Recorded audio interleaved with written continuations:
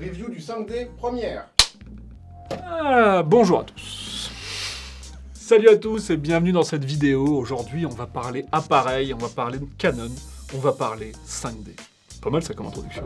C'est une super introduction ça. Le 5D, ça a été mon tout premier investissement. Ça a été ma toute première caméra que j'ai eue à la fin de mes études, le 5D Mark II à l'époque. Et on en a vu pas mal, lui et moi. Je l'ai emmené notamment au fin fond des montagnes suédoises. Il est allé dans des déserts en Espagne. Il a fait un petit peu le tour de France aussi. Bref, ça a été vraiment mon tout premier appareil. J'y tiens donc énormément. C'est une valeur sentimentale pour moi. Et ça a été vraiment mon petit bijou pendant de nombreuses années. J'en étais très très fier. Et c'est vrai qu'en plus à l'époque, c'était un peu une révolution le 5D, parce que c'était un peu la vidéo de qualité accessible à tous, entre guillemets, parce que ça restait abordable pour de la caméra de très très bonne qualité. Donc c'était un appareil que j'ai énormément aimé, que j'ai pu combiner en plus avec des objectifs de la série L, qui est ce qui se fait de mieux, je pense, en zoom chez Canon. Donc ça permettait d'avoir un rendu vraiment assez unique, notamment le 24-70 avec lequel on tourne toujours cette vidéo d'ailleurs. C'est pour ça qu'il n'est pas parmi les autres. C'est parce qu'on tourne cette vidéo avec et que de nombreuses années plus tard, il est toujours très utilisé. Et donc j'ai acheté le Canon 5D Mark II, plus tard est sorti le 3, mais on n'a pas acheté parce qu'on était encore avec le 2 à l'époque. Et ensuite, quand on a monté l'agence avec mon associé, Vincent, coucou Vincent, on a décidé de faire un nouvel investissement et donc on est parti sur le 5D Mark IV. On en a acheté deux d'ailleurs et à l'époque il coûtait un bras. Voilà, un peu plus de 3800-3900 € hors taxe je crois. Donc c'était un sacré investissement pour nous, mais c'était vraiment cohérent par rapport à ce qu'on faisait, par rapport à comment on travaillait et surtout à la gamme d'objectifs qu'on avait. Et la question qu'on va se poser aujourd'hui, c'est est-ce que c'est un investissement qui est encore rentable ou est-ce qu'il se fait totalement dépasser par la concurrence? Il y a Sony qui a fait beaucoup de choses, il y a le nouveau R5 aussi qui est sorti forcément. La question c'est le 5D Mark IV est-il encore utile en 2021? Générique.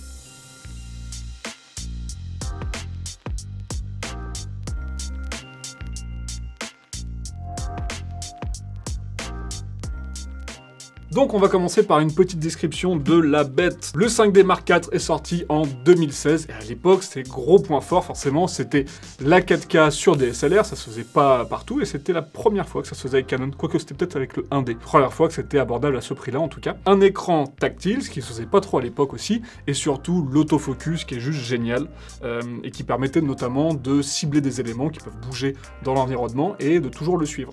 Donc on verra ça un peu plus en détail juste après.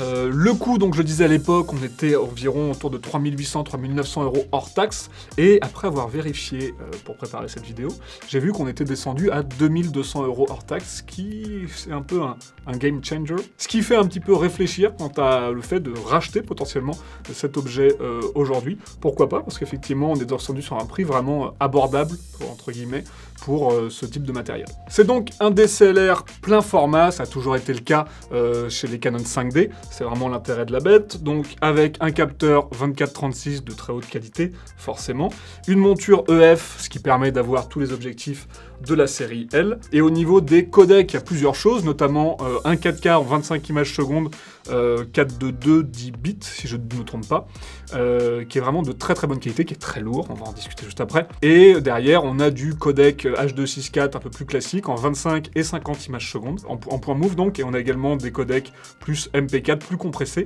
qui peuvent permettre de faire de la captation, par exemple, si on a envie que ça prenne pas trop de place. Donc voilà un petit peu, et évidemment, je parle même pas de ses qualités en termes d'appareil photo, c'est un excellent appareil photo. Si vous êtes du genre à être vidéaste / photographe, c'est vraiment un investissement hyper intéressant. Donc ce que je vous propose, c'est maintenant de faire une petite liste de pour et de contre sur cet appareil, et voir ensemble, voilà, est-ce que c'est toujours un investissement valable en 2021 ?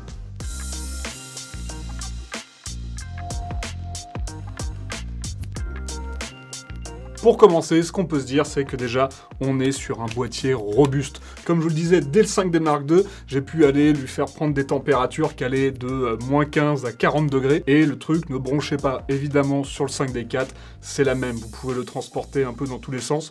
peut-être pas le faire tomber non plus, mais en tout cas, vous pouvez vraiment utiliser pendant des heures et des heures. Il va jamais surchauffer ou quoi qu'est-ce. C'est vraiment quelque chose de résistant, de solide que vous pouvez équiper dans un rig, etc. sans avoir peur de le péter.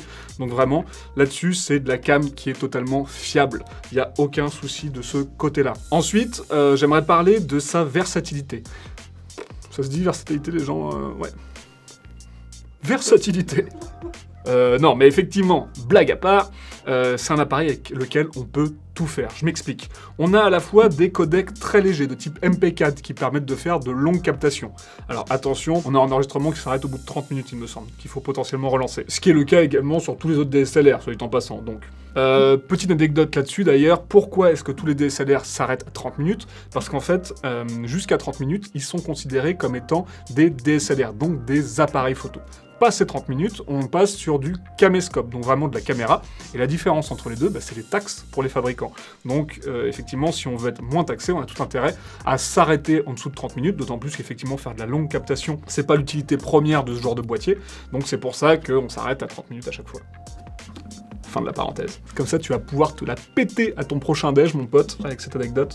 Mets-toi bien. Ensuite, on a un point move en 25 images et 50 images secondes qui est vraiment plutôt quali. On a quelque chose de vraiment très propre, assez peu compressé, qui reste assez lourd certes, mais qui permet vraiment de faire de la vidéo institutionnelle, du mariage, du clip, etc. en très bonne qualité, avec la possibilité de faire du petit ralenti, donc en 50 images secondes, ce qui est assez appréciable. Évidemment 60 images secondes si on se met en mode NTSC, mais voilà, en PAL, c'est 50 images secondes. On s'en branle royalement de ça. Donc voilà, 25 et 50 images secondes, hyper pratique pour faire de la vidéo corporate, film instit, clip, vidéo de mariage, etc. C'est vraiment nickel. Effectivement, ça s'arrête à 50 images secondes, on en parlera juste après, mais voilà, ça permet vraiment de couvrir une très grande gamme de vidéos pour le web, j'ai envie de dire. Et ensuite, on en arrive au dernier codec, celui qui m'intéresse le plus, c'est celui qui m'a fait, je pense, acheter cette caméra, c'est le fameux 4K. Donc c'est un 4K en 25 images secondes, mais qui est en 10 bits et en échantillonnage 4:2. Qu'est-ce que ça veut dire? 10 bits, ça veut dire qu'en gros, il utilise plus de couleurs différentes, il y aura plus de précision au niveau des couleurs, et 4:2, ça veut dire qu'il utilise plus de pixels de son capteur pour faire l'image finale. Je rentre pas plus dans le détail, c'est pas l'idée de cette vidéo, on fera sûrement des vidéos sur le sujet, mais ce qu'il faut retenir, c'est qu'on a quelque chose de très très qualitatif, et donc de très très lourd. Les fichiers 4K sont ultra lourds, mais par contre, on a une image vraiment qui claque. Vous pouvez même, si vous avez pas mal d'espace de stockage, filmer en 4K pour sortir un 1080 par la suite, ce qui vous permettra d'avoir un 1080 qui sera toujours mieux défini et qui supportera mieux l'export. Typiquement, pour les fonds verts, c'est hyper intéressant de shooter en 4K parce que vous aurez une meilleure définition de l'image, meilleur traitement des différents pixels, et ça vous permettra de vous aider donc au niveau de l'incrustation, notamment au niveau des détails pour les contours. Donc c'est hyper intéressant dans ces cas-là de filmer en 4K, même si on sort un 1080 par la suite. Ou encore, on peut utiliser le 4K pour pouvoir recroper dans l'image derrière en post-prod. Ça fait de cet appareil un appareil qui permet vraiment d'avoir beaucoup de diversité en termes de réalisation par la suite. C'est un appareil full frame, comme je disais tout à l'heure, donc format 24-36 au niveau du capteur, ce qui permet déjà de totalement s'adapter et d'utiliser jusqu'au bout les objectifs de la série L. Ça, c'est une première chose. D'avoir également une profondeur de champ assez réduite, voilà, c'est un peu le style 5D, j'ai envie de dire, parce qu'on a un capteur qui est plus grand que celui d'une caméra professionnelle, par exemple, ce qui fait que plus on a un grand capteur, plus on va avoir effectivement une profondeur de champ qui sera faible, donc potentiellement de très jolis flous pour votre image. Je passe rapidement sur sa plutôt bonne montée en ISO, notamment par rapport au 5D Mark II, qui avait un peu de mal, on se cache pas là-dessus, on avait facilement du bruit dans les noirs. Sur le 5D4, on a beaucoup moins ce problème, on peut monter un petit peu en ISO, alors il est recommandé de ne pas dépasser les 800, 1000 ISO, ce genre de choses quand on fait de la vidéo, en tout cas voilà, qu'on est un peu consciencieux là-dessus. Moi je recommande de rester quand même sur des ISO assez bas, mais on peut faire une petite montée en ISO sans que ça endommage trop la qualité de l'image, ce qui est toujours assez appréciable si vous faites de l'événementiel aussi, par exemple, ce genre de choses. On sait que toujours, quand on filme une soirée ou ce genre de choses, on est très souvent sur des ISO assez hauts parce qu'on est sur des scènes assez peu éclairées. Donc c'est toujours appréciable de pouvoir monter un peu en ISO sans totalement détruire son image. Énorme point fort de ce boîtier, ça va être l'autofocus. L'autofocus est juste fou, vous avez plusieurs réglages dessus et en fait, vous allez pouvoir choisir de soit suivre un visage directement ou un objet l'objet. C'est-à-dire que vous allez cliquer grâce à l'écran tactile sur l'objet en question et la caméra va le suivre tout le long de son mouvement. Donc ça, hyper cool. Vous pouvez au contraire choisir une zone, c'est-à-dire que c'est vous qui déterminez en cliquant la zone qui doit toujours rester nette. Et la réactivité est vraiment très très bonne. C'est également le cas en photo d'ailleurs. Donc là-dessus, c'est très très pratique si vous faites par exemple le suivi d'une personne. Admettons que vous suivez quelqu'un dans un couloir, le plan un peu typique des films d'entreprise, etc. Vous avez juste à sélectionner la personne. Derrière, vous bougez tout autour comme vous le souhaitez. Et vous allez toujours avoir un point qui sera nickel. Donc ça, c'est vraiment une fonctionnalité que j'ai adorée sur ce boîtier. Petit aparté au niveau du focus pour les photographes, il y a la fonctionnalité Dual Pixel en mode RAW qui est hyper intéressante. En fait, c'est quoi le principe? C'est qu'au moment de prendre votre photo, l'appareil va en vérité prendre 2 photos sur 2 points différents. Ce qui vous permet en fait derrière, en post-production, d'ajuster au millimètre votre point. C'est quelque chose qui est juste hyper intéressant si vous faites par exemple en plus du mariage, de l'événementiel, ce genre de choses, parce que ça va vraiment vous permettre d'être dans le feu de l'action et d'être assuré d'avoir un point qui sera nickel. Donc vraiment une fonctionnalité en photo hyper intéressante. Autre fonction très très cool, la fonction Wi-Fi. Vous allez pouvoir connecter votre téléphone au 5D directement pour pouvoir vous servir de l'appareil comme moniteur. Donc ça c'est super cool, ça vous permet de voir en direct ce que vous êtes en train de faire sur le téléphone, si vous êtes en train de vous filmer vous-même par exemple, parce qu'effectivement il n'y a pas d'écran qui se retourne, on en parlera plus tard. Ça permet de voir directement ce que vous êtes en train de faire, de toucher absolument tous les réglages. Vous pouvez changer quasiment tous les réglages dans ce mode-là, que ce soit les ISO, le focus même. Vous pouvez faire la sélection de votre focus directement sur votre téléphone, avec un petit temps de réaction, mais ça marche quand même plutôt pas mal. Donc ça c'est une petite fonctionnalité en plus, petit bonus qui fait bien plaisir en tout cas. Très cool notamment quand vous préparez une interview. Ouais, ça c'est vraiment le cas de figure que j'utilise le plus. C'est quand vous préparez une interview et que vous êtes tout seul. Généralement, vous n'avez peut-être pas votre sujet qui est là, vous êtes peut-être en train d'attendre la personne que vous devez interviewer et vous avez envie de préparer votre cadre, votre lumière. Ça vous permet effectivement, sans avoir de retour, de directement voir ce que vous êtes en train de faire, d'ajuster vos réglages. Hyper pratique. Ça se passe donc grâce à l'application Camera Connect de Canon et l'application est totalement gratuite. Donc voilà, plutôt cool comme petit bonus. Autre fonctionnalité assez sympa, le fait qu'on ait 2 slots pour les cartes mémoire. On a à la fois un slot en carte CF et également un slot en carte SD. Toujours très pratique d'avoir deux cartes, surtout qu'il y a moyen de passer très facilement de l'un à l'autre, même en cours de tournage, il me semble. Donc ça, c'est vraiment assez pratique de pouvoir jongler entre les deux, notamment quand vous êtes en captation, pour pas aller, si vous avez une carte qui est pleine, avoir besoin d'aller en rechercher une autre, etc., d'interrompre votre tournage. Ça, c'est quand même assez pratique. Et puis, selon les cas de figure, vous pouvez préférer être sur tel ou tel type de carte, évidemment. Ce qu'il faut quand même se dire, c'est que si vous voulez utiliser la fonctionnalité 4K, attention à quelle carte SD vous achetez. C'est également valable pour les cartes CF, il faut une certaine puissance, j'ai plus les chiffres en tête, mais on vous les mettra quelque part ici. Donc il faut bien acheter des cartes qui peuvent supporter le 4K. Une fois de plus, le 4K est très très lourd. Et dernier point important selon moi, la qualité de l'enregistrement son. Donc effectivement, il y a possibilité de brancher directement un micro. Ça peut être par exemple le récepteur d'un micro-cravate ou ce genre de choses. Et on a vraiment très très peu de bruit au niveau de l'enregistrement. Donc voilà, évidemment, si vous pouvez faire bosser un ingé son, c'est toujours mieux.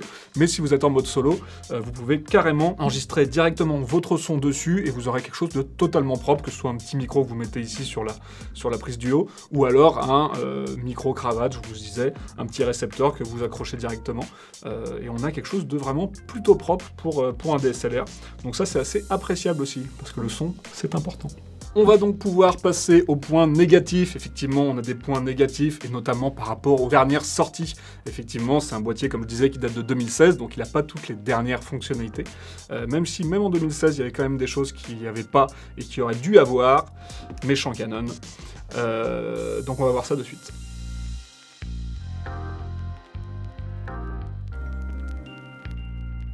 La première chose, ce sont des fichiers qui sont très lourds.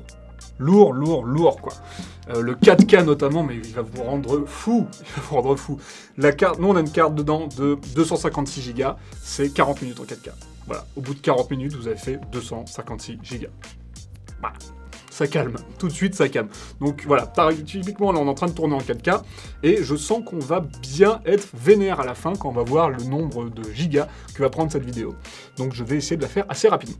Donc des fichiers très lourds, même le 50 images et le 25 images secondes sont aussi assez lourds par rapport à ce que fait Sony notamment. Mais voilà, on a un échantillonnage, une qualité d'image qui est vraiment au rendez-vous. Donc voilà. J'ai envie de dire, on n'a rien sans rien.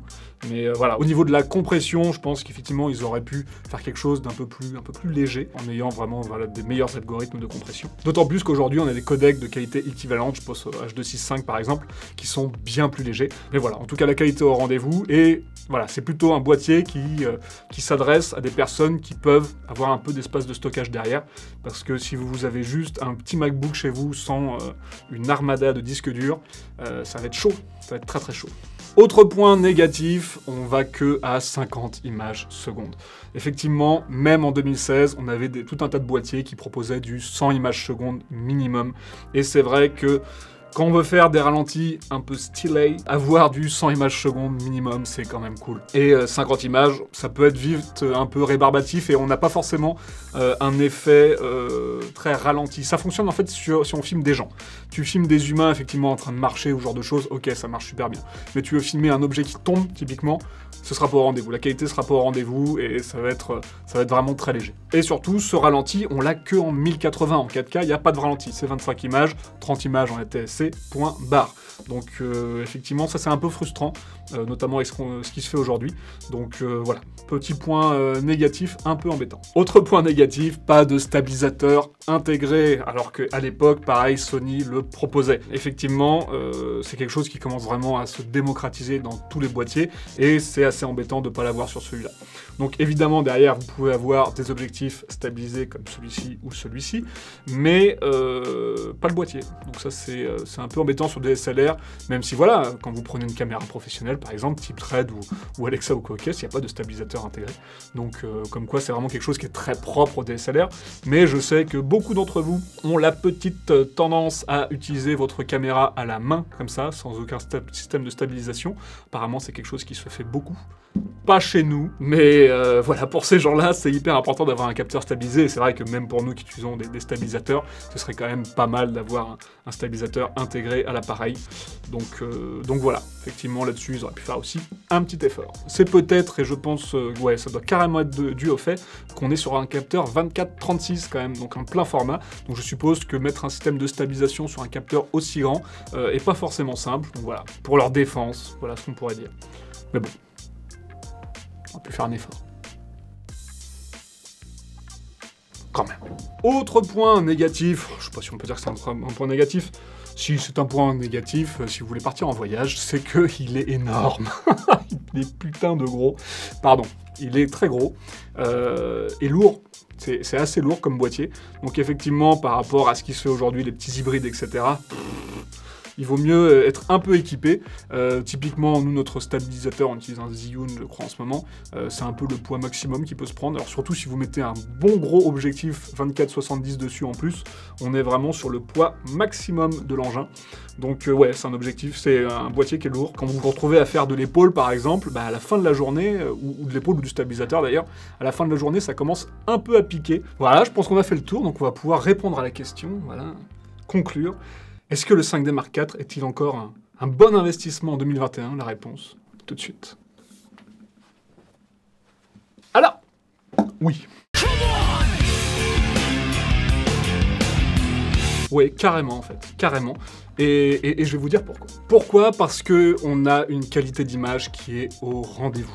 On a carrément une qualité d'image qui est au rendez-vous pour tout ce qui est vidéo corporate, tout ce qui est clip, mariage, etc. Ce genre de choses, vidéo pour les entreprises, spot pub même, petit spot pub pour le web. Franchement, la qualité d'image est totalement là. Les points négatifs qui sont que les fichiers sont trop lourds sont compensés par le fait que nous, on est une agence vidéo. Donc effectivement, on a tout un tas de disques durs qui nous permettent et des machines de montage qui nous permettent effectivement de compenser ça. Donc par rapport à notre situation à nous, c'était pas un problème. C'est un gros boîtier certes, mais en même temps, on a des systèmes de stabilisation, etc. qui nous permettent de parer ça. Oui, le capteur n'est pas stabilisé, mais on a soit des objectifs stabilisés, soit effectivement on tourne sur pied, etc. Bref, on tourne toujours des parades pour ne pas avoir d'image qui tremble. Donc là-dessus, c'est pas un souci. Là où on trouve la limite, effectivement, ça va être sur le ralenti qu'on n'a pas en 4K, qui est très faible en 1080. C'est vrai que là, effectivement, on est assez bloqué. Notre solution à nous, si vous voulez, comme ce sont des cas un peu exceptionnels pour nous et qu'on n'a pas besoin non plus tous les jours, c'est de louer à ces moments-là en fait. Et effectivement, c'est en gros notre appareil qui va nous servir sur 95% de nos productions, et sur les 5% restants, quand on a besoin effectivement de faire du gros ralenti, que ce soit en 1080, en 4K, 6K ou je ne sais quoi, effectivement, dans ces cas-là, on va louer, tout simplement. On va louer parce que ce sont des utilisations qui sont exceptionnelles pour nous, donc on n'a pas raison d'acheter du matériel uniquement pour cela. Donc effectivement, si le prix était toujours de 3800, 3900 € hors taxe, je vous dirais non, ne l'achetez pas, jamais de la vie, ce n'est pas du tout un bon investissement. Mais il est descendu autour de 2000, 2200 €. Donc effectivement, franchement, la question se pose. Il faut faire un tour par rapport à la concurrence, voir un peu quels sont vos différents besoins, mais s'il vous faut un appareil avec une excellente qualité d'image et que le ralenti n'est pas forcément une priorité pour vous, ouais, franchement, pensez-y. Franchement, pensez-y parce que c'est un appareil qui est ultra robuste et qui permet d'avoir vraiment une super qualité d'image, donc il reste dans la course pour moi. Il reste carrément dans la course, même s'il fallait racheter un appareil aujourd'hui. Donc voilà, c'est pour ça qu'aujourd'hui, on est très content et on reste avec nos 5D Mark IV, et on passe pas encore sur du R5 ou ce genre de choses, même si c'est un peu tentant, des fois. Et on va rester avec ces appareils-là pour l'instant, quitte à louer des Red ou des Alexa, etc., sur des besoins spécifiques, ou Sony A7S III, on a pris la dernière fois aussi. Ouais, c'était cool. Dans tous les cas, effectivement, cette review concerne vraiment notre point de vue par rapport à notre besoin d'agence de production vidéo. Si vous êtes freelance, si vous faites par exemple que de l'événementiel, etc., peut-être qu'on n'aurait pas du tout le même point de vue. Ça concerne vraiment notre situation à nous, et effectivement, ce qui est vraiment le plus important, c'est que vous trouviez un appareil qui vous correspond, qui correspond à vos besoins. Si vous voulez discuter de ça, évidemment, n'hésitez pas à descendre les commentaires, à me décrire votre situation, peut-être que je peux vous filer un coup de main là-dessus, ou donner votre avis, tout simplement, sur cette review. Qu'est-ce que vous pensez du 5D4 ? Est-ce que vous avez acheté le 5D4 ? Est-ce que vous avez testé le 5D4 ? Qu'est-ce que vous en pensez ? Dites-moi tout ça dans les commentaires. Si cette vidéo vous a plu, n'hésitez pas à lâcher un like, et si vous voulez en voir plus, à vous abonner, à activer la petite cloche de notification.